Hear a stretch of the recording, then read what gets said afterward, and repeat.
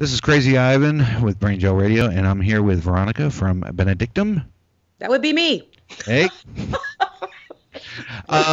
Just questions for you. It sounds like this is going to be a fun interview.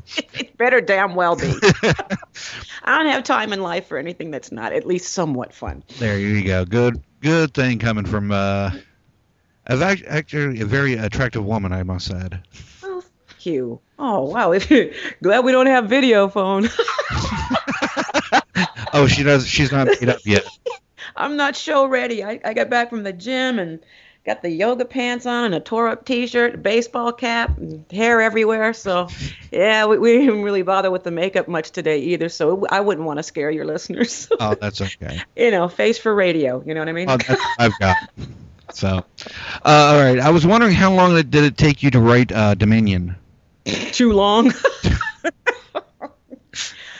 Oh boy, good Lord, was that grueling or what? Yeah, it took quite a while.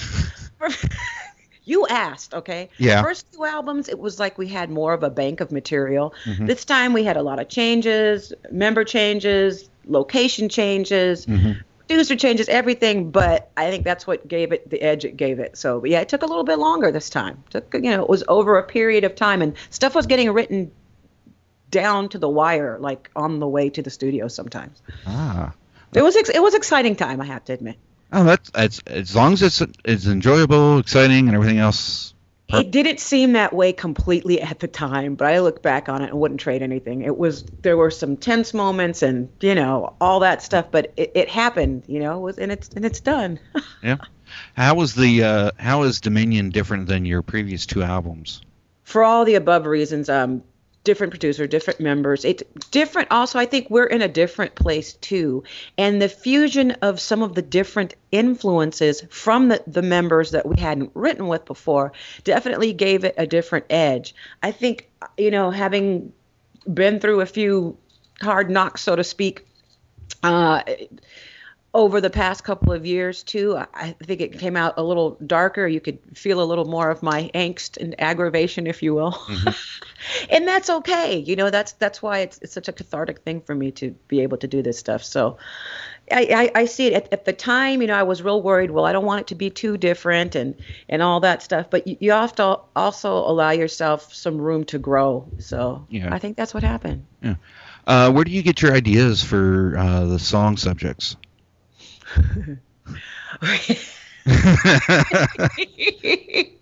This album in particular, I think the first two albums were more like, spiritual and this and that, and let's have fun. And I think that a lot of the stuff with this one was just definitely from issues I was going with. It's a lot more personal. Mm-hmm. This album is a lot more personal.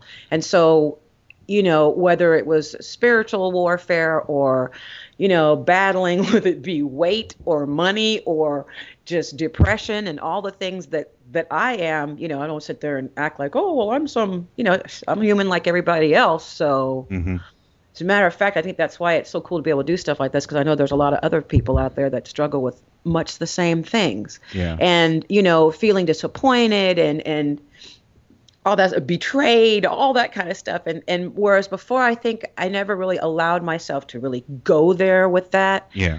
This time I decided, I don't know if and when I'll have this opportunity again. This is what I'm feeling right now. I know I'm not the only one, and this is what it sounds like when you've been screwed. This is my interpretation of. Oh, or when you want to fight back and I will not concede defeat. That's my little voice out there. I've noticed several of the songs sound like protest songs. If so, what are they protesting against?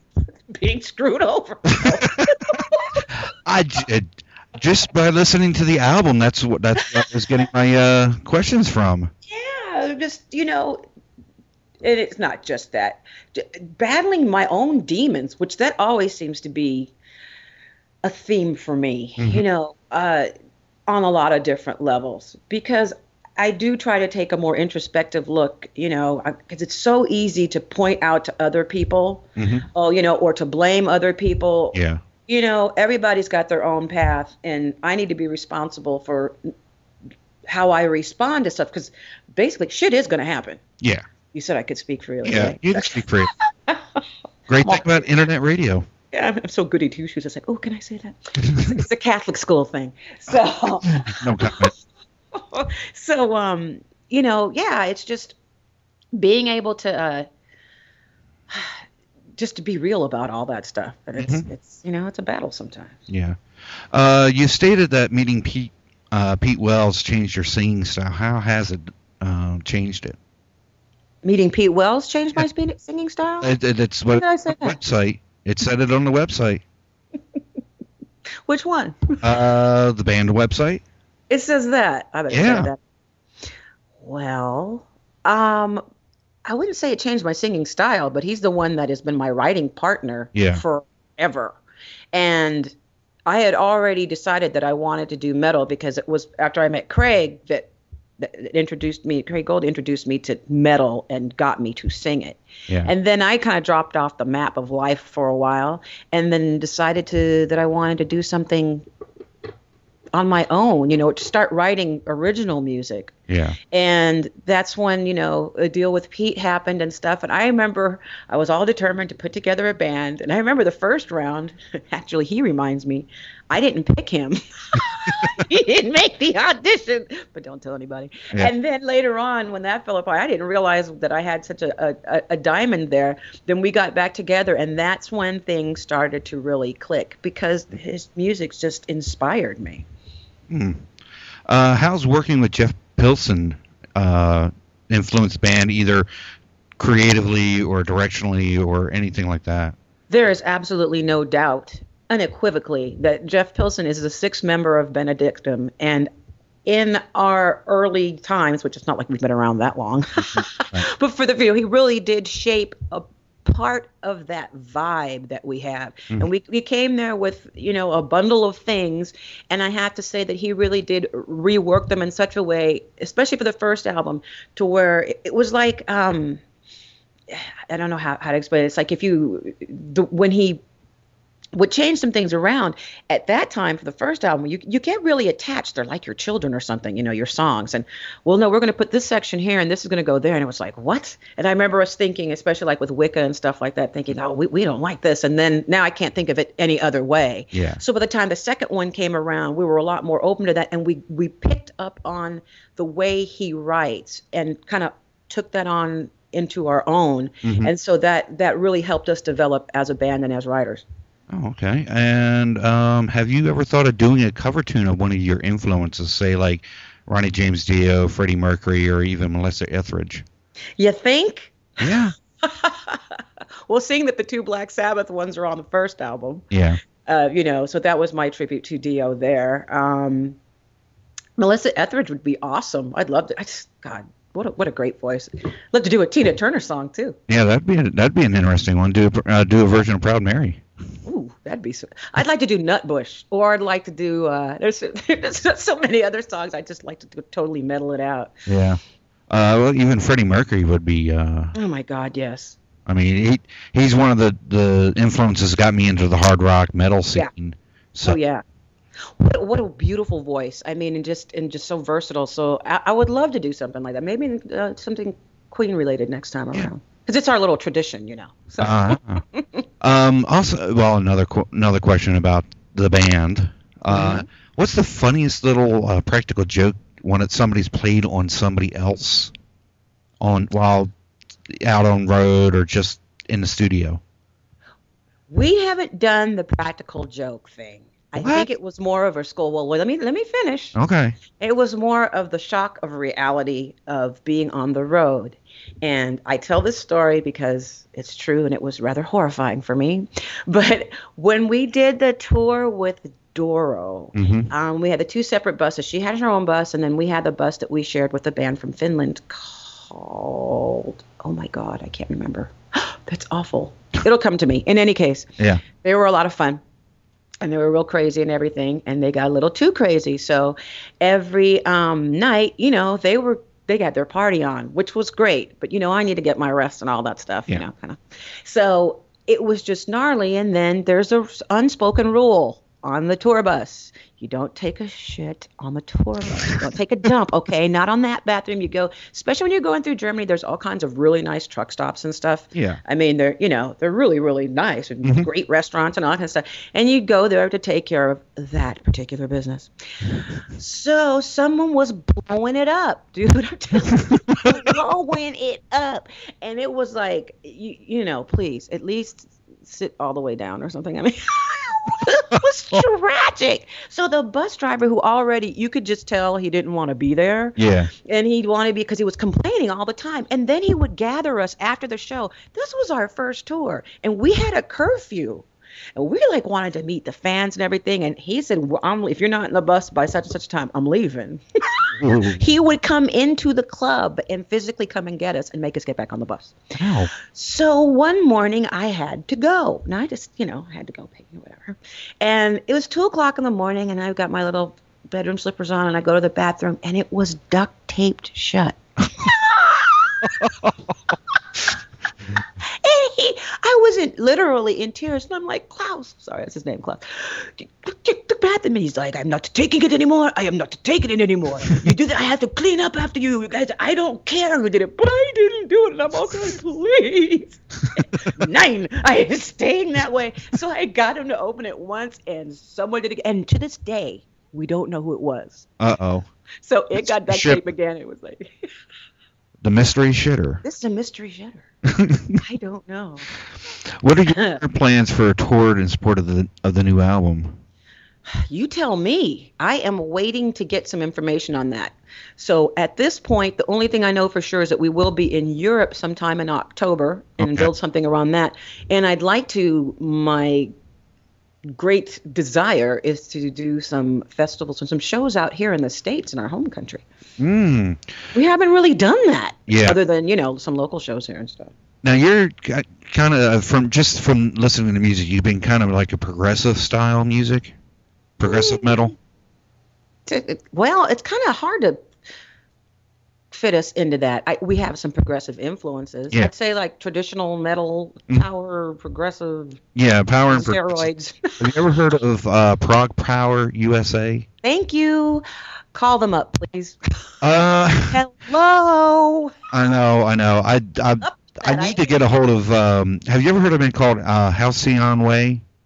No. They're an Atlanta band, and the main singer, or not the singer, but the main guitarist and songwriter, he knows the guy from that puts Prog Power USA together. Okay. If I run across any bands, I wonder if the guy will, because it's like this year they've got Sanctuary reuniting for the show. Nice. So, because I know Atlanta, I used to live up in Atlanta and stuff like that, and Solidium played there from Tampa and stuff like that and whatnot. And I was just wondering if you were coming out here, because I'm actually, the station's based in Southern California, but I'm based in Georgia. Nice. And well, look, dear, it has been, let's just get real, shall we? We've wanted to do that for the past 3 years. Yeah. And every time I get people that, I know someone down there. I'm going to talk to them. I'm going to know somebody down there. And I don't know if they just don't like us or what. I'm starting to get, I'm like, dude, what do I have to do? Crawl. So we would love to do that. Yes. Yeah. That would be something that I've been talking about now for years, and honestly do not know why it hasn't happened. So it's not from us. Yeah. Well, I know a promoter in the Atlanta area that he puts together a whole bunch of different shows, and I'll send him something over about that. Would be great. It's always great to network. I mean, that's just the only way to get it done. So that'd be awesome. That's basically why I got into doing radio. It's like, like to network with people and stuff like that. Speaking of networking, how's your motorcycle business doing? Oh my, thank you. www.streetfightersinc.com. I saw. And now for only $99.95. But wait, there's more. Yeah, well, I was about to say, I saw on the website that you are a co-owner on a motorcycle business. So I was like, I'll ask her how the business is. Thank you so much for asking. And that is why I was late, because I was with a customer, and I apologize for that. I hate to be late. And Yes, it's doing well. We import motorcycle accessories, mostly for sport bikes, but we also have stuff for Harleys as Hmm. well. From Germany mostly, also from the UK, and mirrors, fairings, belly pans, tail sections, some exhausts, turn signals, some really cool ones that they have out that Kellerman makes too, bar end turn signals, Hmm. headlights, all that fun stuff. Super bike kits, for makes the riding a little more comfortable.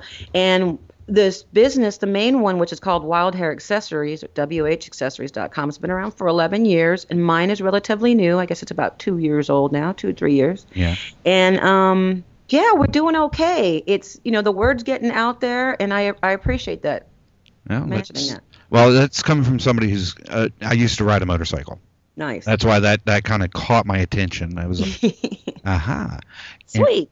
And one more question for you, and because it's coming from somebody who's got tattoos.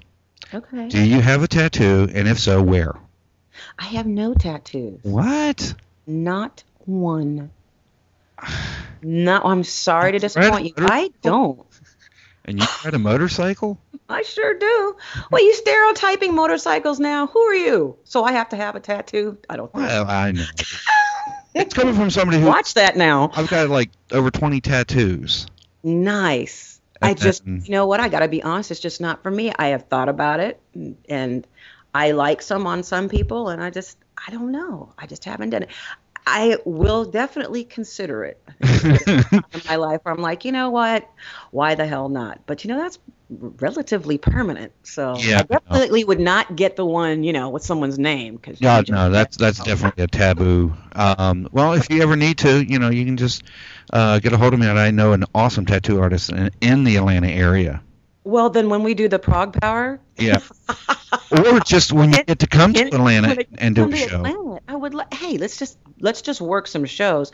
I'm all about that because we would really like to do a little area tour, like South or Southwest, Midwest, East Coast, something cool like that. At least to get our fans out there, get the blood going. Let's go. Yeah. All right. Well, I want to thank you for doing this interview. I thank you. And